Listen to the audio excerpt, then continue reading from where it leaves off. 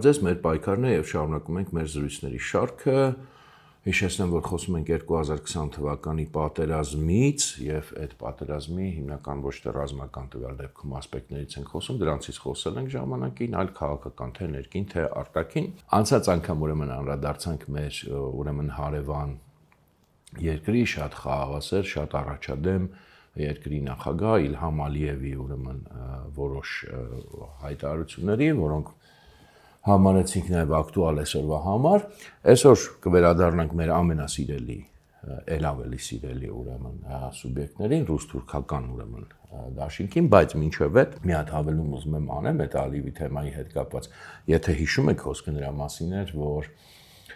նրա խոսքերից ոչ միայն այդ ինչ որ անցյալ անգամ մեջ բերել ենք այլև ընդհանրապես, բայց հատկապես այդ պատերազմի ժամանակ արված իր առաջին հայտարարություններից քաղաքական ակնհայտ էր, որ ընդհանրապես Ալիևի ձգտումը եւ պլանը եղել է հենց պատերազմը եւ ինքը նախապատրաստվել է պատերազմի, այլ ոչ թե պատրաստվել է ինչ-որ խաղաղ բանակցություններով ինչ-որ բաներ ստանալու եւ բառացիորեն վերջերս ուղղակի դրա համար եմ ուզում հավելում անել, մեզ քանի օր նորից ինքը ուրեմն իր ելույթներից մեկում ասում է, որ ես 20 տարի սպասել եմ եւ պատրաստվել եմ նրան, որ մենք ուրեմն ունենալու ենք այդ հաղթանակը եւ ռազմական շքերթ ենք իրականացնելու իր լեզվով ասած Խանքենդիում, այսինքն Ստեփանակերտում։ Հիմա կարող են ասել, դե գիտեք, ինչ բան պատերազմից հետո այտենց մեծ խոսում է, իսկ իրականում ոչ։ Բնականաբար մենք այդ մի հայտարարության վրա չենք հենվում, ամբողջ կոնտեքստ, ուղղակի սա ամբողջ կոնտեքստ ենք վերցնում եւ անցյալ անգամ էլ բավականին մանրամասն վերլուծեցինք, սա հավելում է հիշեցնել եւ այդ ամբողջ հաղթական կոնտեքստի հենց վերլուծությունը եւ ընկալումը ցույց է տալիս, որ իրականությունը հենց այն է, ինչ որ ինքը ներկայացնում է եւ ընդհանրապես մենք բազմիցս համոզվել ենք, որ երբ որ մենք այդպես բան ենք անում, այդ վերաբերմունքն ենք ցուցաբերում, այ դե սա ներքին լսարանի համար է ասում կամ հոխորտում է, ոչ դա այդպես չի։ Մենք տեսել ենք, որ այդ վերաբերմունքը մեզ ինչ հետևանքների է բերել եւ այս մի ընդհանրը մոտեցմամբ, հենց ոչ թե այս մի նախադասությամբ, այլ այս ընդհանուր այս մոտեցմամբ, որ ինքը բազմիցս էլի հայտնել է պատերազմից հետո էլ արդեն այդ ամբողջ տեսությունը, որը հիմա Հայաստան գերիշխող է բոլոր ուրեմն բաների մոտ, հիմնական խաղացողների մոտ, չգիտեմ, փորձագետներ, քաղաքական ուժեր, կապ չունի իշխանամետ թե ընդդիմադիր, որ այ մենք պետք է գնայինք խաղաղ կարգավորման գործը չհասներ պատերազմի եւ այլն, մենակ այս հայտարարությունները այդ ամբողջը հոդս է ցնդում։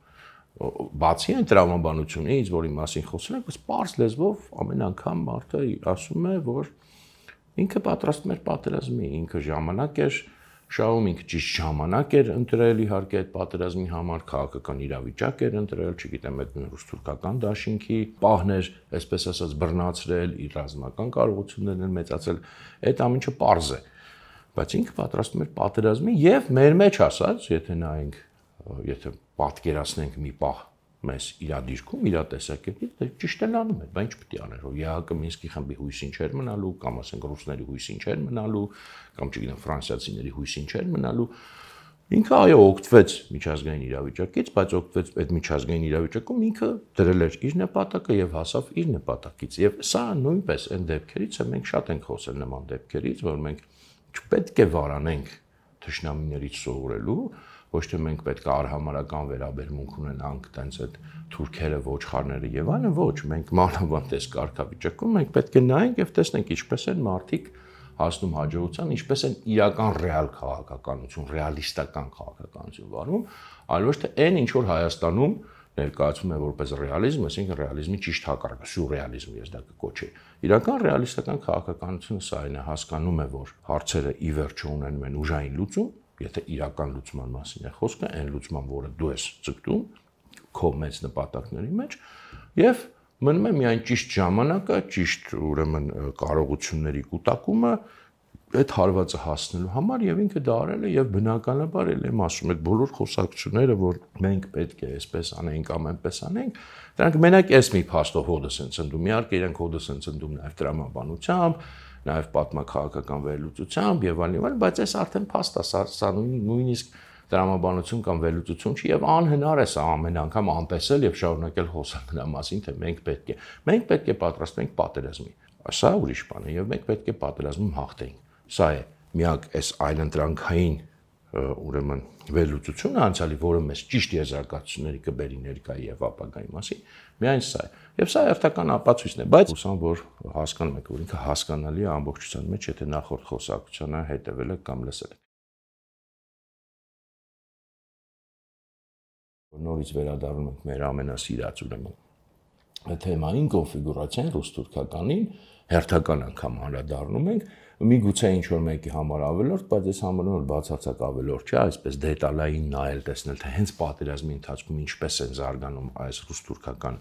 հարաբերությունները, իրականում համագործակցությունը, այս պատերազմի ֆոնին եւ փաստացի պատերազմի շուրջ, արդեն մի որոշ չափով խոսել ենք նախորդ այս խոսակցություններում, բայց ինչու է կարևոր եւս մի անգամ շեշտեմ, նախ երբեք ավելորդ չի այս փաստը եւս մի անգամ, այսինքն այս իրողությունը եւս մի անգամ փաստերով բացահայտել, երբեք ավելորդ չէ, որտեղ մենք պետք է հաշվի առնենք հետեւյալը, որքան էլ մենք ինչ որ մի իրականում փոքրամասնություն Հայաստանում հասկացած եւ մարսած լինի սա, բացի այն որ միշտ կան մինչեւ հիմա էլ մարդիկ, որոնք չեն կարողանում այս իրողությունը անցնել, դա դեռ մի կողմ, քարոզչությունը այն հակառակ քարոզչությունը միշտ եւ սիստեմատիկ եւ մեծ ռեսուրսներ տնելով աշխատում է այն ուղղությամբ, որպեսզի նույնիսկ այն հայերը, որոնք կռահել են կամ մարսել են կամ յուրացրել են, նախ իրենք մնան փոքրամասնություն եւ երկրորդը այս թեման մոռացվի գնա եւ ամրապնդվի լրիվ հակառակ պատկերացում։ Եվ բնականաբար այդ քարոզչական սիստեմը, որը աշխատում է այս ուղղությամբ, ինքը շատ ավելի հզոր է, քան մենք, շատ ավելի մեծ կարողություններ ունի, իհարկե առայժմ, երբ որ մենք ունենանք մեր անկախ Հայաստանը իրական, իսկ մենք դա հաստատ կունենանք, ինքը չի լինի այլ արդեն մեզանից հզոր, գոնե մեր տարածքում, բայց այս պահին այդպես է, եւ ինքը ունի լիքը ձեռի ռեսուրսներ, այսպես ասած, նաեւ անգիտակից, այդ թվում Հայաստանում,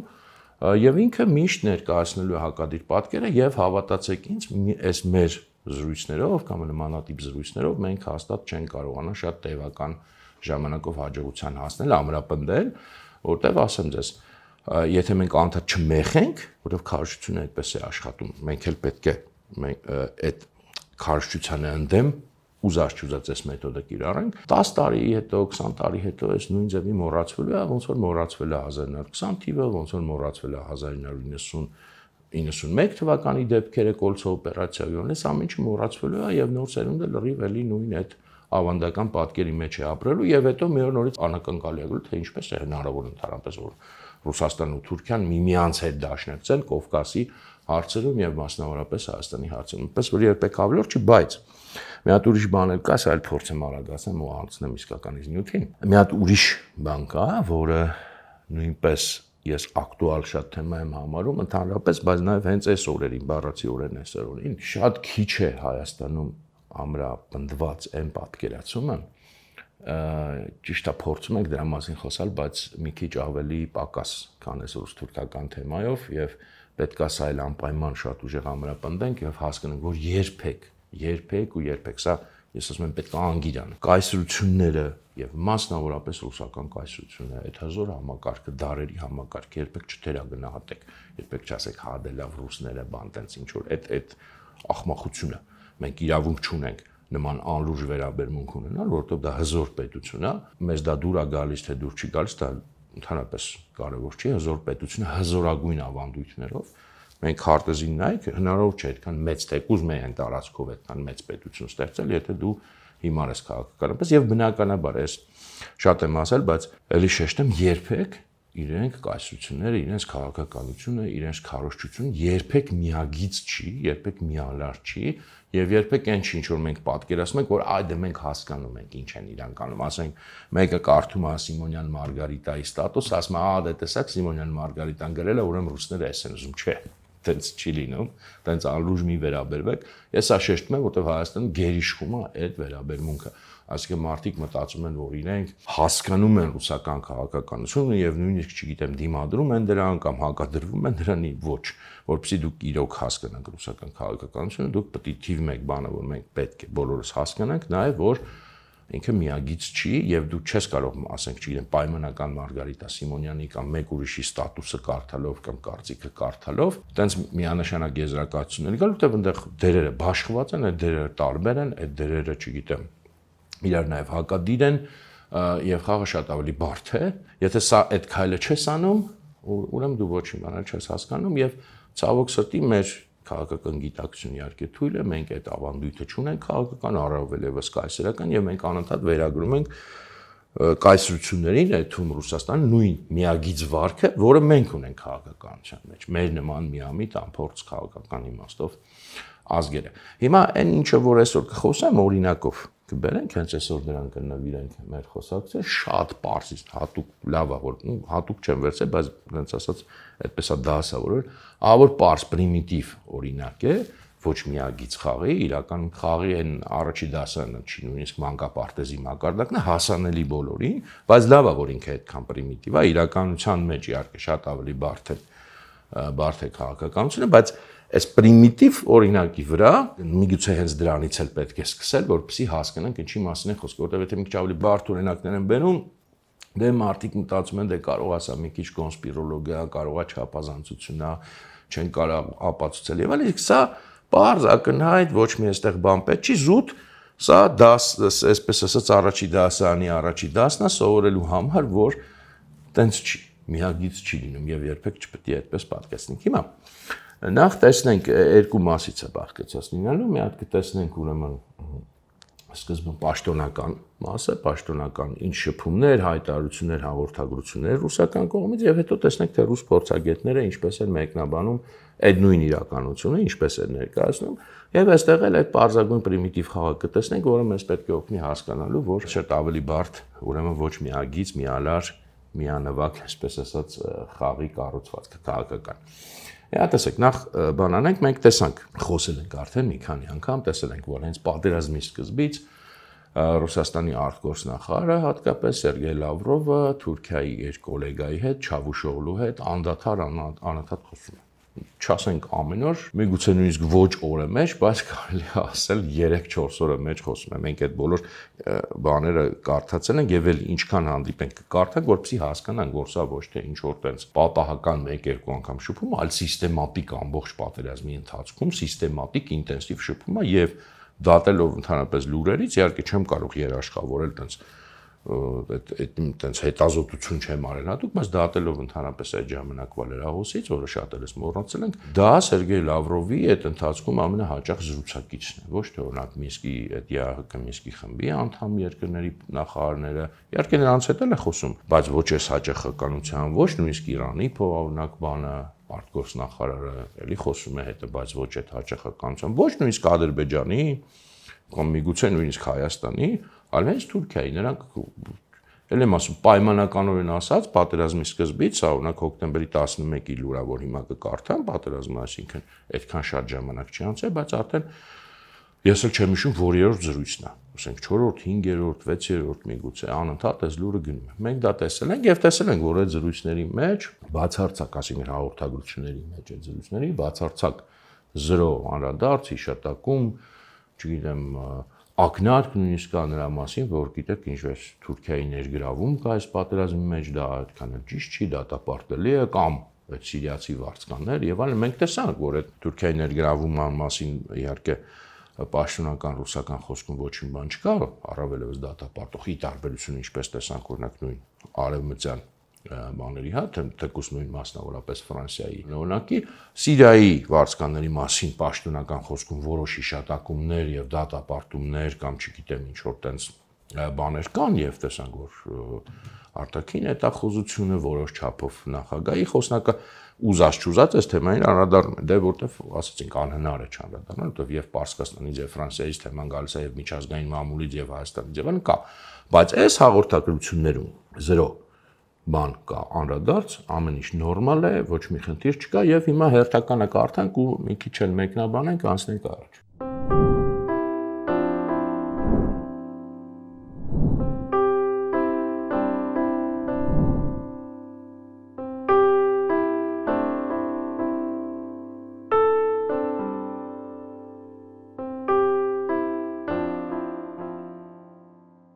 Մի քիչ երկար կլինի, որտեղ այստեղ մի քանի կարևոր հատված կա երևի, ուրեմն նախ բուն լուրը։ Ռուսաստանի Դաշնության եւ Թուրքիայի արտգործնախարարներ Սերգեյ Լավրովն ու Մևլութ Չավուշօղլուն քննարկել են իրավիճակը Ղարաբաղյան հակամարտության գոտում հաղորդում է ուրեմն ՌԴ մամուլի ծառայությունը հեռախոսազրույցը տեղի ունեցել հոկտեմբերի 11-ին թուրքական կողմի նախաձեռնությամբ։ Զրույցի ընթացքում տեղի ունեցել կարծիքների փոխանակում Ղարաբաղյան հակամարտության գոտում իրավիճակի շուրջ Մոսկվայում հոկտեմբերի 9-10-ին ընկած եռակողմ բանակցությունների արդյունքում ընդգծվել է ՌԴ Ադրբեջանի եւ Հայաստանի ագնախարների համատեղ հայտարարության բոլոր դրույթները պահպանելու անհրաժեշտությունը, ռուսական կողմից հաստատվել է ակտիվ միջնորդական ջանքերը շարունակելու պատրաստականությունը եւ այլն եւ այլն։ Այս բուն հաղորդագրությունն ուրեմն ինձ խոսակցության մասին, հետո արդեն Լավրով առանձին անդրադառնում է այս թեմային, ուրեմն Զոհրաբ Մնացականին հետ համատեղ մամուլի ասուլիսին, սա հաջորդ օրն է, ոնց որ թե հա, եւ ինչ ասում Լավրովը, ուրեմն որ Թուրքիան վերահաստատել է իր աջակցությունը Ղարաբաղում հրադադարի ռեժիմի եռակողմ համաձայնագրին։ Տեսնում եք ինչպիսի կառուցողական եւ խաղաղասեր դիրքորոշում ունի Թուրքիան փաստորեն, ոչ մի խնդիր էլի չկա նրա հետ, որ Թուրքիան միջամտել է այս կոնֆլիկտին, թվում է թե Ռուսաստանի շահերին այդքան դեմ Ռուսաստանի ՆԱՏՕ-ի անդամ 0 այստեղ ընդհանրապես բան, այլ ինքը հակառակը դե վերահաստատել է իր աջակցությունը, նայել է խաղաղության ձգտում,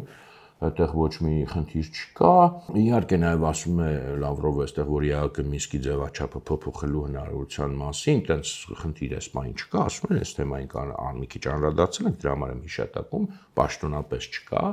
Ըստ ռուսական կողմի ոչ պաշտոնապես մենք արդեն տեսնում ենք, որ իրականում կարծես տենց կա, բայց էլի կանդրադառնանք այդ թեմային, նաև ուրեմն էլի թուրք գործընկերոջ մասին խոսելով, ուրեմն նախարարի խոսքով Լավրովի, այսինքն խոսքով ինքը կապ է հաստատել իր թուրք գործընկեր Մևլութ Չավուշօղլուի հետ, էլի պատմում է, իսկ Իրաքի օրը հեռախոսազրույցի ընթացքում թուրք նախարարը հաստատել է իր աջակցությունը համաձայնագրերին։ Այժմ նշել է Լավրովը անհրաժեշտ է դրանք կյանքի կոչել, այսինքն էլի ինչ ենք տեսնում։ Լրիվ մեղր եւ այսպես ասած կարակ Թուրքիան խաղաղասեր պետություն է, Ռուսաստանը ոչ մի խնդիր չունի Թուրքիայի միջամտության հետ, չգիտեմ Սիրիայի զինյալներ եւ այլն, ընդհանրապես իրենք իրար հետ անընդհատ անդադար շփվում են եւ քննարկում են,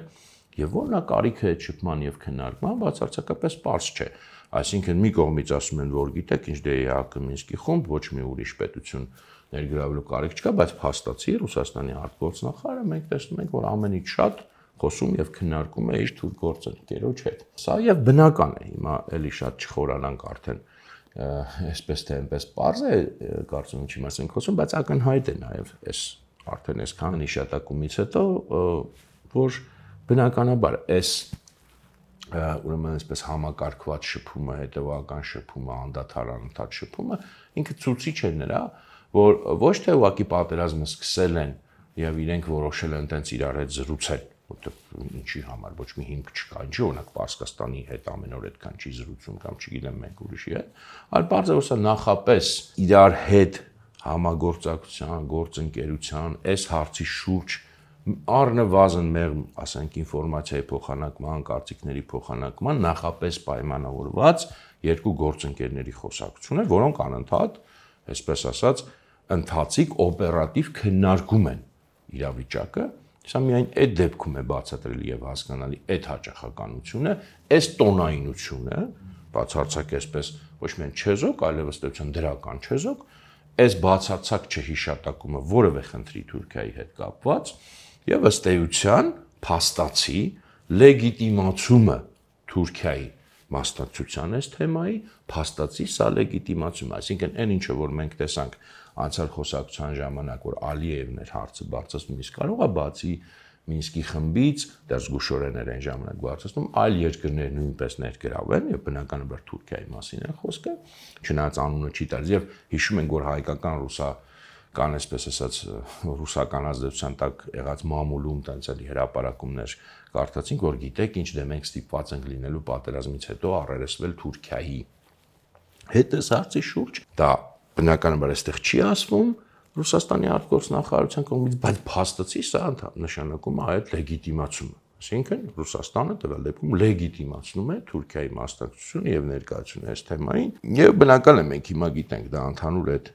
իրանց ասած 3 գումարած 3 ռեգիոնալ, չգիտեմ, բաների այդ փիլիսոփայությունն է, բնականաբար 3 գումարած 3-ը իրական 3 գումարած 3 չի, 1 գումարած 1-ը, ու կարող է մի քիչ էլ ասենք 1 գումարած 1 գումարած կես գումարած կես։ Իրական սա ռուս-թուրքական եւ միացած ուրեմն ուժեր այդ առաջարկի։ Սա այդ փիլիսոփայությունն է, սա այդ կոնցեպցիան է շատ ակնհայտ, եւ սա արդեն ոչ պատմական վերլուծություն է, ոչ տրամաբանություն է, ոչ անալոգիա, այլ նույնիսկ եթե պատմությունից ոչ իմանայինք, զուտ այսքանը մեզ արդեն հերիք կլներ, որպեսզի մենք պարզ կերպով, որտեղ այլ բացատրություն չկա։ Դե բնականաբար այն ժամանակ փառքաստու ուկրաինական պատերազմն էլ չկար, որ ասեն դե Ռուսաստանը թուլացել էր, ինչ աներ, ստիպված բան արել, չնայած ասողներ կային։ Պատերազմը չկար, բայց թուլացել է։ Դուք բնականաբար դա աբսուրդ է քննարկելու բան էլ չի։ Նույնիսկ արժանի չի քննարկման, թե 2020 թվականին այդ ինչ էր եղել Ռուսաստանին, որ ինքը ստիպված էր խեղճը Թուրքիային այդքան տեղ տալ, բնականաբար կամովին է տվել եւ հենց ինքն է նախագծել է, որ Թուրքիան այդ տեղը այստեղ ունենա։ Հիմա բայց էլ ավելի հետաքրքիր կա։ Լավրովը լավ հասկացանք, բանամատ շատ ենք խոսել, հիմա կարող ասեք լավ հրանտա արդեն շատ է մեզ այս թեմայով բանանում ու կանեմ մեկ այլի, բայց Լավրովից բացի ավելի հետաքրքիր բան կա այստեղ, այդ նույն օրերին, էլի հոկտեմբերի տենց 11-12 զանգում է իր թուրք գործընկերոջը Սերգեյ Շոյգուն, Ռուսաստանի պաշտպանության նախարարը։ Զանգում է եւ քննարկում է իրավիճակը Ղարաբաղում, այդպես է վերնագիրը։ Սերգեյ Շոյգուն իր թուրք գործընկերոջ հետ քննարկել է իրավիճակը Ղարաբաղում։ Ես չգիտեմ, այս լուրը ասենք պատերազմի ժամանակ դուք նկատել եք, չեք նկատել, միգուցե այդ թողոբո, ես օրինակ չեմ նկատել, չեմ հիշում այս լուրը։ Ես հիշում եմ նոյեմբերի 10-ին Շոյգուն գնաց Թուրքիա եւ այնտեղ բան ստորագրեցին, բայց այս օրինակ չեմ բաներ, այդ թողոբոյի մեջ, այդ ասենք այդ մի քիչ էլ էմոցիոնալ վիճակի մեջ ամեն ինչ չի որ նկատում էինք, բայց շատ հետաքրքիր բան է իրականում։ Ռուսաստանի պաշտպանության նախարար բանակի գեներալ Սերգեյ Շոյգուն այսօր հեռախոսով բանակցություններ է վարել թուրք գործընկեր Հուլուսի Աքարի հետ։ Այս մասին հայտնում է Ռուսաստանի պաշտպանության նախարարությունը։ Ռուսաստանի եւ Թուրքիայի պաշտպանության գերատեսչությունների ղեկավարները քննարկել են Լեռնային Ղարաբաղում իրավիճակի կայունացման խնդիրները եւ մտքեր փոխանակել Սիրիայում եւ Լիբիայում տիրող իրավիճակի վերաբերյալ։ Սիրիան ու Լիբիան հասկացանք դա իրենց գործն է, բայց ինչ ունեին իրենք խոսալու Լեռնային Ղարաբաղում իրավիճակի կայունության մասին։ Իրոք, սա բան չեն, արտգործ նախարարները չեն, որ ֆորմալ դա քննարկում են խոսում։ Պաշտպանության նախարարները Ռուսաստանի եւ Թուրքիայի։ Ինչ ունեն ընդհանրապես Ղարաբաղի մասին խոսալու, լուրջ մի հատ հասկանանք։ Մանավանդ Ռուսաստանի պաշտպանության նախարարը, այդ Հայաստանի ռազմավարական դաշնակցի եւ Թուրքիայի, որը Հայաստանի գլխավոր վտանգն է եւ ամբողջ հայկականների տան գոռում է, «Օ, ռուսներ, չեք տեսնում, որ Թուրքիան մտել է, սա ձեր դեմ է ուղված, հեսա ձեզ կքանդեն, ձեր Պարսկաստանի դեմ է սա, հեսա հակաաբեկչական կենտրոն ենք ստեղծելու եւ փորձագետներ եւ քաղաքական գործիչներ»։ Ոչ զանգում է հանգիստ խոսում են պաշտպանության նախարարները, ել եմ շեշտում։ Այսինքն պաշտպանության նախարարները չպետք է քննարկեն դիվանագիտական հարցեր։ Պարզա չէ, պաշտպանության նախարարները քննարկում են պաշտպանության հարցեր, այսինքն ռազմական հարցեր։ Ռազմական հարցեր են քննարկում Ռուսաստանի եւ Թուրքիայի պաշտպանության նախարարները Ղարաբաղի մասին։ Սրանից ավելի մեծ մենակ այս փաստը ոչ մի բան ուրիշ չլիներ, մենակ այսքանը լիներ, այսինքն եւ այս ամբողջ էլի նույն հանգիստ տոնն է, տեսնում եք, չէ՞, այսինքն չի Զանգե Շոյգուն ասել, այդ ուր եք միջամտում այդ կռվի մեջ, դուք չգիտեք, որ դա մեր ռազմավարական դաշնակիցն է, մենք թույլ չենք տա կամ այդ Սիրիայի զինյալներին բերել եք այդտեղ, այ, ես ձեզ ցույց կտամ, հենց հիմա դուրս եկեք այդտեղից, թե չէ, կամ ՆԱՏՕ-ի ինքնաթիռները բերել եք այդտեղ, ինչ եք անում, հեսա մենք չէ, հանգիստ խոսում են, քննարկում են, այսինքն քննարկում են ռազմական հարցեր, շեշտում են։ Ուրեմն խոսքը ոչ թե միայն դիվանագիտական, քաղաքական պայմանավորվածությունների համագործակցության մասին, այլ ընդհանուր մինչև ռազմական մակարդակում պայմանավորվածությունների մասին բնականաբար ինչ պետք է քննարկեն ռազմական գործողությունների ընթացքը, ինչի պետք է քննարկեին, եթե իրենք նախապես չեն պայմանավորվել, որ մենք քննարկելու ենք նաև նման հարցեր, սա էլի պետք է լինի նախապես պայմանավորված գործընկերների խոսակցություն, հենց այնպես իմպրովիզացված Շոյգուի մտքով չի կարող անցնի, զանգեմ մի հատ Թուրքիայի պաշտպանության նախարարին, հետո տեսնեմ խոսանք էլի մի քիչ գալաջի անենք, տենանք այդ ինչ ռիվանդ է գնում, ոնց է գնում, չէ, սա բնականաբար սիստեմայի մասը, սիստեմավորված եւ շատ լավ ազնվորեն իրականացվող նախնական պայմանավորվածությունների մասին է պատերազմից առաջ պայմանավորվել են, որ պատերազմի ընթացքում ժամանակ առ ժամանակ կխորհրդակցեն եւ նույնիսկ հրապարակում են դա, այնպես էլ չի որ գախնի են պահում, թե ինչ մանրամասներ են ռազմական գործողություններից քննարկել չգիտենք, բայց հաստատ քննարկել են ռազմական գործողություններից, երևի այսինքն ինչ պետք է քննարկեն։ Ամենայն հավանականությամբ միակ տրամաբանական բանը քննարկել են, թե ըստ էության համատեղ պլանավորված օպերացիան, այլ բան չեն կարող այստեղից ենթադրել, ինչպես է ընթանում, ինչ խնդիրներ կան, չգիտեմ, կարող է այս հայերը մի քիչ շատ են դիմադրում, կարող է քիչ են դիմադրում, հաջողություններ են գրանցում մեր դաշնակիցները, ինչ կարող ենք ավել անել, չգիտեմ ոնց անենք, որ ձեր F այդ 16-ները ավելի լավ, չգիտեմ ինչ, հաստատ ռազմական մանրամասներ պետք է քննարկեին իրենք եւ սա ըստ էության գործընկերների դաշնակիցների խոսակցություն է իրենց իսկ այն պատերազմի մասին, որը փաստացի իրենք էլ այսպես ասած հովանավորել են։ Հիմա սրանք փաստերն են եւ իրողությունները, որոնք հիմնված են բացարձակ պաշտոնական տեղեկատվության վրա եւ բնականաբար ընտրել ենք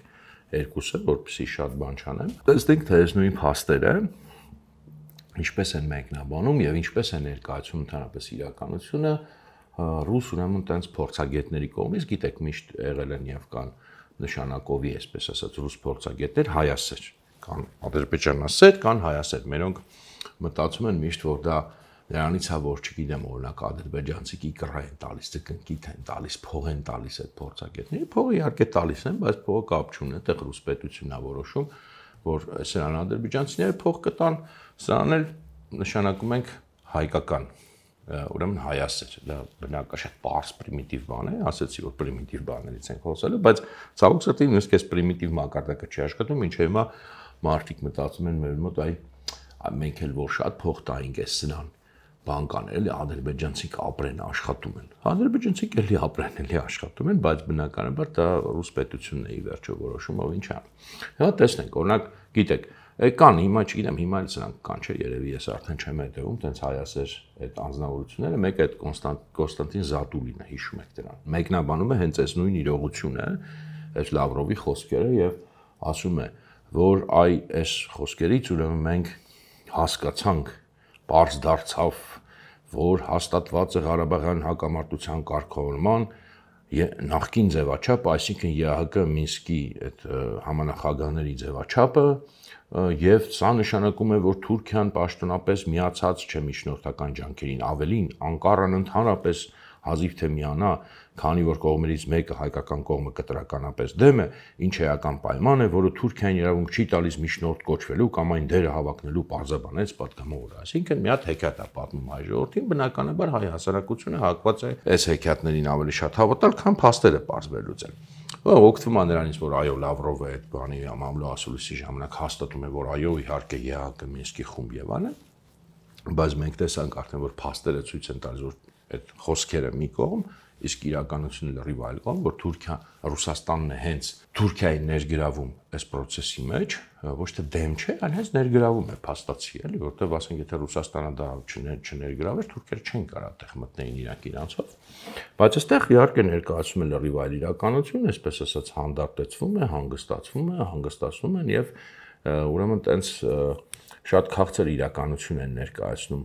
հայ ժողովրդին, որպեսզի ինքը հանգիստ մնա եւ հանկարծ կասկածներ չունենա, նույնը ուրեմն ավելի sense ընդարձակ ձևով երևի գիտեք էլի մի հատ էլ Ստանիսլավ Տարասով կա հայկական մամուլի մի ժամանակ ունե հիմա չգիտեմ սիրած տենց փորձագետներից մեկն էր խորաթափանց բաներ էր ասում եւ տենց օբյեկտիվ անձնավորություն էր ինքը այսպես ասած խաղում միշտ ինչ ասում Ռուսաստանի գործողությունները եւ Ղարաբաղյան հակամարտության գոտում հնարավոր հակաաբեկչական օպերացիա իրականացման որոշում, այսինքն ուզում ասի, որ հնարավոր է էլի, որ Ռուսաստանը որոշի, որ հակաահաբեկչական օպերացիա կանի Ղարաբաղում, այդ Սիրիայի վարձկանների դեմ։ Այս ֆոնին, այս ուրեմն մենք տեսանք այս նախարարների զրույցների ֆոնից, իհարկե միանշանակ բխում է կամ նույնիսկ միանշանակ չէ թեկուզ մի տոկոսով բխում է նման օպերացիա հնարավորությունը, բայց ինքը օպերացիա իրականացնեն, բայց այն կընդունվի կհամաձայնվեցի ԵԱՀԿ Մինսկի խմբի համանախագահ այլ երկրների հետ, այսինքն Ռուսաստանը մենակ չի անի դա, կարող է անի, բայց մյուսների հետ կհամաձայնեցնի, այսպես կարող եւ բան կանի այդ հնարավորությունը մինչ այդ Մոսկվան զբաղվում է դիվանագիտական գծով Թուրքիայի վրա ոչ ռազմական ճնշում գործադրելով։ Մենք իհարկե տեսանք, թե ինչ հզոր ուժեղ ճնշում էր այստեղ գործադրվում, այդ պաշտոնական հաղորդագրություններից գիտեք ինչ, այդ ճնշումը պետք է երևա, այնպես չի որ ճնշումը կարող է տես գաղտնի լինի։ Եթե տարածում են նման հանդարտ եւ գեղեցիկ գողտրիկ ոչի պաշտոնական հաղորդագրություններ, որտեղ Թուրքիան ներկայացվում է որպես խաղաղության կողմնակից, որտեղ պաշտպանության նախարարներն են իրար հետ ինչ որ բան քննարկում, բնականաբար դա ճնշում չի, այլ ճիշտ հակառակն է համագործակցություն է, բայց ճնշում է գործադրում, ուրեմն ասած ռուս քաղաքագետ այս ինչի փորձագետ Ստանիսլավ Տարասովը հետո էլի տենց հագին բաներ է պատմում, նույնիսկ տենց դրական հիշատակում Ամերիկայի դերը, Ֆրանսիայի դերը էլի տենց շատ օբյեկտիվորեն, այսպես ասած, եւ ուրեմն Ալիևի վրա էլ տենց մի քիչ մատիկ չի թափ տալիս, բայց մի քիչ վրթովված, այսպես հավանաբար տոնով ասում է, որ Ալիևը սկսել է մեծ աշխարհաքաղաքականությամբ զբաղվել, ներգրավելով Թուրքիային, ինչը ըստ էության տեղի չի ունեցել վերջին 100 տարվա ընթացքում, Բաքուն ձգտում է ներգրավել Անկարային կարգավորման գործընթացում, վերաձևակերպել բանակցային գործընթացը, չնայած Թուրքիան ոչ մի կապ չունի դրա հետ, բանակցային գործընթացի հետ։ Այսինքն այս Ալիևը լրիվ կապերը կորցրած Ռուսաստանի կամքի դեմ ներգրավում է Թուրքիային քիչ ռազմական գործողությունների մեջ, մի հատ էլ բանակցայինի մեջ է ուզում ներգրավի մի ուրեմն սարսափելի պատմություն եւ ինչ անի խեղճ Ռուսաստանը դե դες դիվանագիտական ճնշում է առայժմ գործադրում, բայց կարող է նաեւ հակաաբեկչական անի, հա։ Հիմա մենք տեսնում ենք իհարկե, որ տեսանք հենց նույն այսօր խոսացած փաստերով, որ ոչ մի Ալիև էլ չի ներգրավում Թուրքիային, հենց ռուսներն են ներգրավում Թուրքիային։ Մենք տեսանք, որ դա կոչվում է ներգրավում, այդքան հաճախակի սիստեմատիկ շփումը եւ այդ հաղորդագրությունների ոճը եւ հենց ոչ միայն քաղաքական իմաստով ներգրավում, այլ ռազմական, որտեղ պաշտպանության նախարարներն են իրար հետ քննարկում։ Այս թեման եւ հիշեցնեմ էլի, որ այս էլ պատահական դրվագ չէ պաշտպանության նախարարներին, թեթև հիշատակեցի, բայց հիմա էլ շեշտեմ այս կոնտեքստում, այլ հենց նույն Շոյգուն, հիշեցնեմ, նոյեմբերի 10-ին, այսինքն երբ որ այդ տխրահարճակ փաստաթուղթը կնքվեց դրա ըստ էության օրը, դա նոյեմբերի 9-ի 10-ի գիշերը չէ, կնքվեց, ինքը 10-ին թռնում է Թուրքիա, չի ալարում ինքն է թռնում Թուրքիա եւ ստորագրում է այդ համաձայնագիրը, որով հետո իրանք Աղդամում ստեղծում են ռուս-թուրքական համատեղ մոնիտորինգային կենտրոն, այսինքն սա պատահական զրույց չի, սա սիստեմատիկ մենք վերլուծել ենք մանրամասն, որ այդ նոյեմբերի 10-ի իրանց համաձայնագրությունը իմպրովիզացիա հաստատ չէր կարող լինել, նախապես մինչև պատերազմը պայմանավորված, պլանավորված գործողության մաս կարող է լինել։ Այսինքն մենք տեսնում ենք, որ Ալիևը չի ներգրավում, Ալիևը այդքան չկա, որ կարողանա Թուրքիայի ներգրավի առանց Ռուսաստանի կամքի,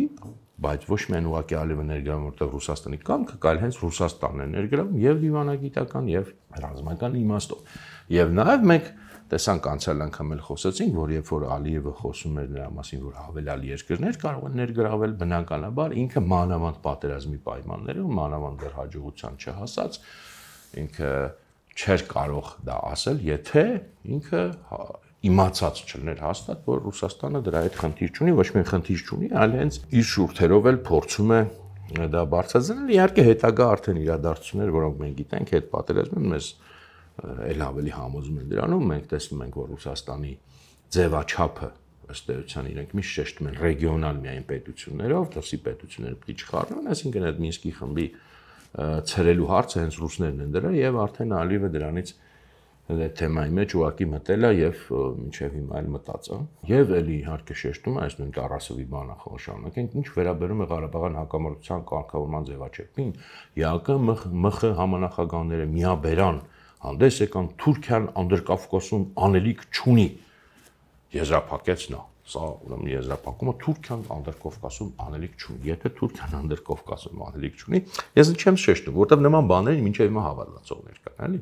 անելիք չունի, եթե չունի, ինչ իմաստ ունի Թուրքիայի արտգործնախարարի հետ հաճախականությամբ խոսել, քննարկել մանրամասները Ղարաբաղյան ուրեմն հակամարտության, ինչ իմաստ ունի եմ ասում պաշտպանության նախարարների մակարդակով քննարկել։ Այսինքն մենք տեսնում ենք պրիմիտիվագույն բլեֆ, ել եմ ասում զգուշացրեցի, որ շատ པարզ բաների մասին եմ խոսելու, բայց տեսնում ենք, որ այս շատ պրիմիտիվ մակարդակի տվյալ դեպքում երկակի խաղ, այսինքն մի բան է արվում իրականում, այլ բան է ներկայացվում Մյուս կողմից արդեն փորձագետների ջանքերով, այսինքն դերերի շատ պրիմիտիվ բաժանում, որը զուտ մեզ այս պահին օրինակ պետք է լինի, հետո մենք միգուցե առիթ կլինի շատ ավելի բարդ կոմբինացիաների մասին խոսենք, բայց այս պրիմիտիվը մեզ պետք է հենց այսօր էլ լինի դաս, որ ինչպես պետք է վերաբերվել մեծ տերությունների քաղաքականությանը, երբեք չպատկերացնել, որ դա տենց պարզ ձևով լինելու է, մենք էլ նստելու ենք միանգամից հասկանալու ենք, չէ, այդպես չի, մենք տեսնում ենք, որ իրականությունը եւ իրականության մեկնաբանությունը տվյալ դեպքում տարբերվում են, բայց կան էլ եմ ասում շատ ավելի բարդ խաղեր։ Ինչևէ, այսօր երևի արդեն ամփոփենք, Հերթական անգամ կարծում եմ համոզվեցինք, թե ինչքան երկաթ բետոն է, ասենց ասած հիմքեր ունի այս ռուս-թուրքական համագործակցության, ռուս-թուրքական դաշինքի թեման, այս հատկապես 2020 թվականի պատերազմի կոնտեքստում, եւ պետք է ամեն ինչ անենք, որպեսզի այս մի անգամը մեր սերունդները այլևս երբեք սա չմոռանան եւ միշտ հիշեն, որ կա այս սցենարը։ Կհանդիպենք մյուս անգամ, շնորհակալություն։